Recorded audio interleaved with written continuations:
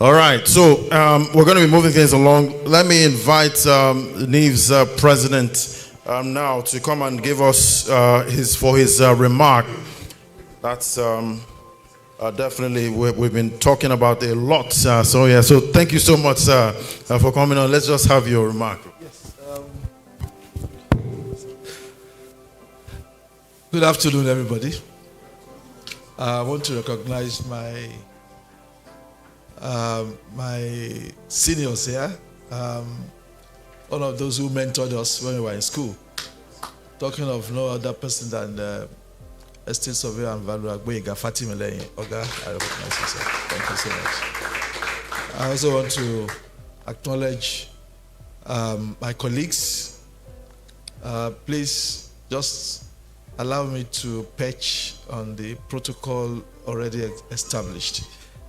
It's absolutely my pleasure to be here and to also encourage the people behind Sprout and what they're doing. I flew in from Abuja this morning to honor you.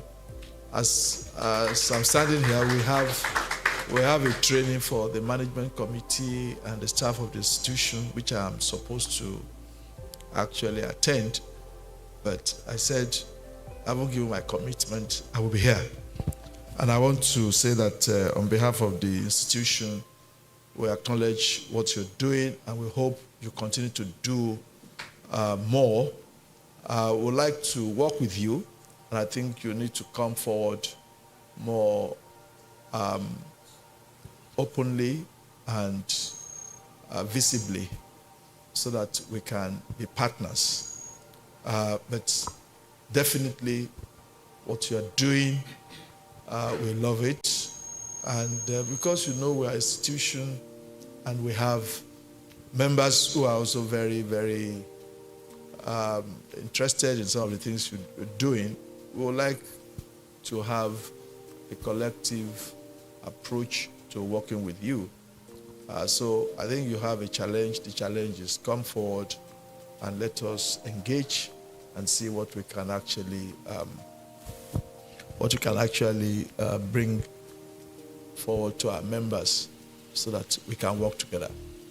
What you have done today, looking at the theme of your discussion today in terms of the urban environment and the youth. I think we all know that the biggest opportunity that we have in this part of the world is the numerical strength of our young people. This is, I think we are projected, Nigeria, we are projected to emerge as the third most populous nation in the world by 2050. So definitely coming behind India, China, and then we become third. That projection is based on the strength of our young people, the demography. And I think it is important that we tap into it. So what you are doing, you're actually addressing the critical aspect of our potential development. And I think we need to look at it very well. The Nigerian youth, unfortunately, because of bad government, bad leadership, so to speak, we have not been able to actually put into practice our talents, our, say, expertise or knowledge. And that's why if you look at the Japa syndrome that is very, very popular in Nigeria today, perhaps all over the world, but I think it's more pronounced in Nigeria. You see our professionals, young people, making waves in other parts of the world. How can we retain them here for our development? India has become one of the fastest developing countries in the world because Indians, even though they are all over the world, the critical expertise still get retained in that country. And I also use that example, Lebanon. As what torn and difficult as that country is, if you go there, by the way, Lebanon has completely, almost abandoned their local currency. What they spend in Lebanon is US dollars. So if you go to a cafe, if you go to a restaurant, what you spend there is dollars. There is no bank. Bank does not actually function in Lebanon anymore since that crisis a few years back. But you go to that place, you see, you will not see on the faces, on the environment, that that country is in serious economic trouble. And then you see their experts, the medical, in fact, in the whole of Asia, it's probably the most sought after medical facility in that region.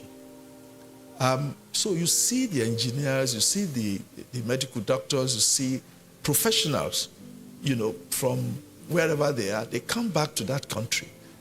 That is nationalism. Nigeria is not as bad. People criticize us and say, oh, Naira has finished, 1,700 Naira to $1. The country is finished. No, it's not. South Korea is one of the most industrialized countries in the world. The local currency is about 1,600 to $1. But who cares? They don't care. Why? Because they produce. So we need to, if our Naira has gone down, we need to look at how we can actually produce and then, have less problems with the strength of our, whether it is 1,800 or thereabout. So the youth have a role to play, and I think the country belongs to them. I may look young, but I'm not actually that young. I'm 60, and you may not believe that. So what I'm saying is, what you guys are doing is very, very important, and we'd like to work with you. We'd like to encourage you. We'd like to partner with you as an institution, and I see a lot of my colleagues here. Even for Oga to be here, Mr. Fatimile, it shows that it's not just the young ones that will support you. We all will support you, and the institution will support you. So thank you for giving me this opportunity. I wish you all the best. God bless you. Thank you so much, sir. Please put your hands together again for him. ESV Victor Alonge is the President and Chairman of Council for Niesv. It was great having you.